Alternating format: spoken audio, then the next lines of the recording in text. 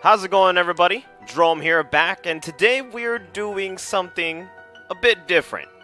Today, I'm here to cover the basics of Eunice and extend my hand to all the newcomers to this game.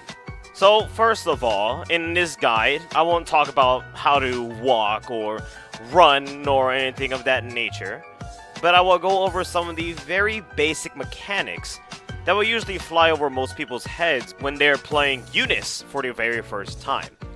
Remembering these basic mechanics will help you more than you think, and I will simplify them as much as possible for you to get an understanding. Also, within this video, I will call the buttons by their letter in the game. Square being A, triangle being B, circle being C, and X being D. You can also think of the buttons this way though.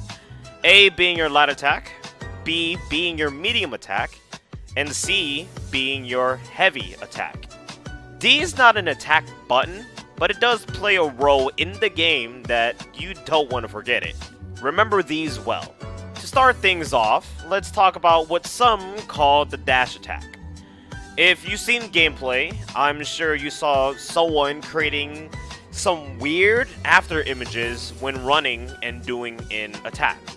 That's the dash attack. If executed right, you will be notified by the after images that appear behind your character. Every character in the game has these, and they are normally with the medium and heavy buttons, or B and C. To initiate this is fairly easy too. All you would have to do is dash forward, and while in the dashing animation, press B or C. They are two completely different attacks. It may seem a bit weird at first, but here's my advice as someone who struggled with these as well. Obviously, doing a dash requires you to tap forward twice on the D-pad or the stick. Some may think that timing the attack right when you initiate the second input of the dash is necessary, but sometimes that'll be a little inconsistent. You may do the second input of the dash too late, or you may tap the attack button too early, and so on and so forth. So here's my advice to have these attacks come out when you want them to anytime. When you're about to do a dash, hold the second input on the run down, and then press B or C. As long as you hold that second input of the dash, you can have the dash attack come out extremely fast. These can be used to start a combo, or to even extend a combo. And here are some examples.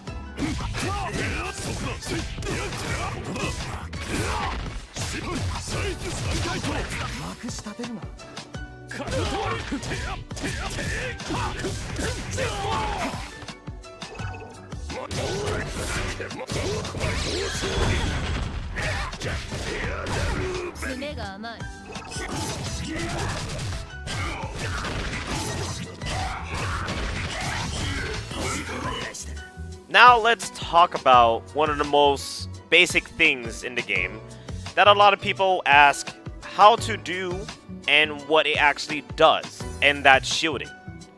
The way you can think shielding works is in some way kind of a push block for you. Shielding is more basic than you think it is.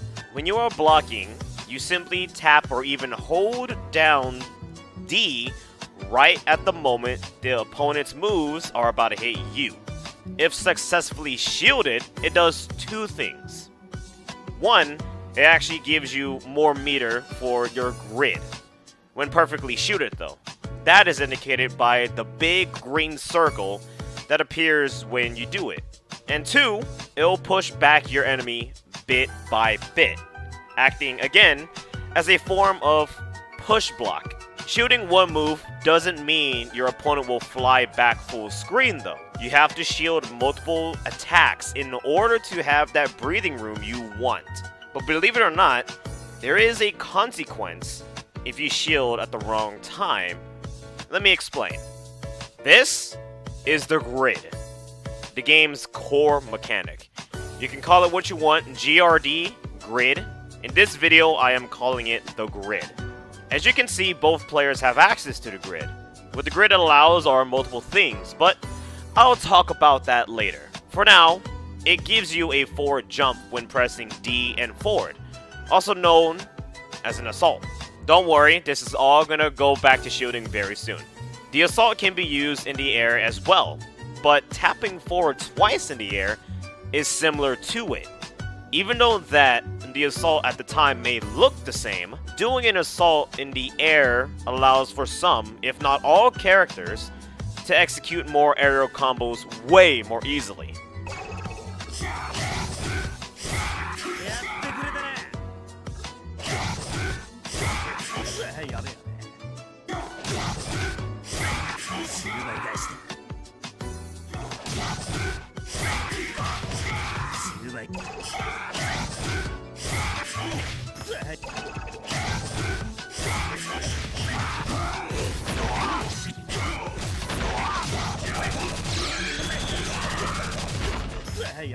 You can also use it on the ground where it is mostly used.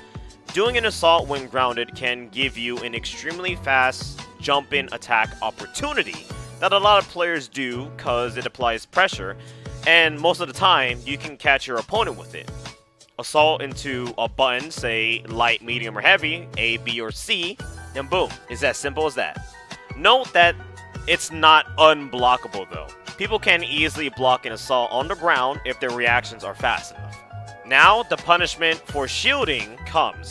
If shielded wrong and the opponent hits you with an overhead, for example, when you're shielding low, your grid actually breaks, cutting off your ability to do an assault, thus making your aerial movement as well limited for a time shown by the bar next to your meter.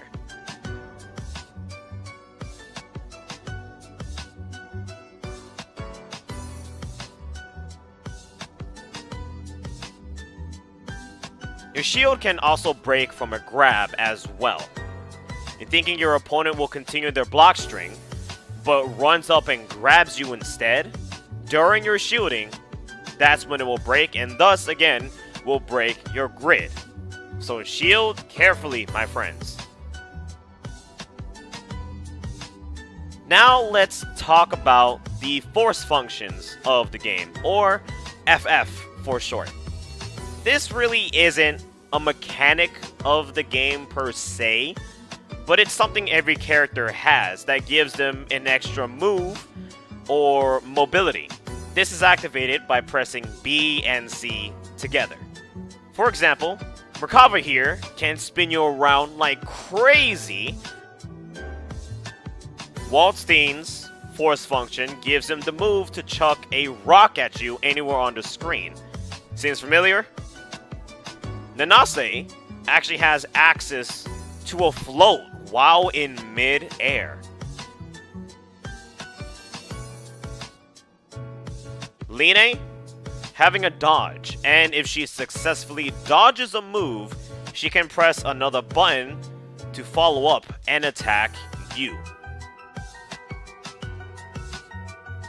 Using your force function, though, has a bit of a price.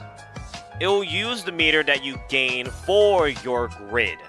Even if you have no meter on your grid, your force function can still be used, including when your grid is broken as well.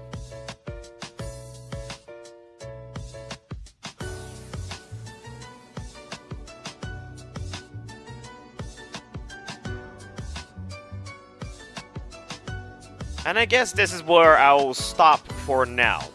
We talked about the dash attacks, we talked about shielding, we talked about the grid to an extent, a little bit of assaults, and force functions. Part 2 will go more in depth on the grid, alongside talking more deeply in regards to the Vorpal state, cross Veil state, and of course Veil off. I guess in hindsight, it is wise to separate the two because having a lot of info in one video is kind of too much, I guess you could say, but maybe that's just me. But until then, I will see you guys in part 2 for my basic mechanic coverage that usually flies over people's heads, more or less. I'm gonna have to find a title way shorter than this, but that is fine.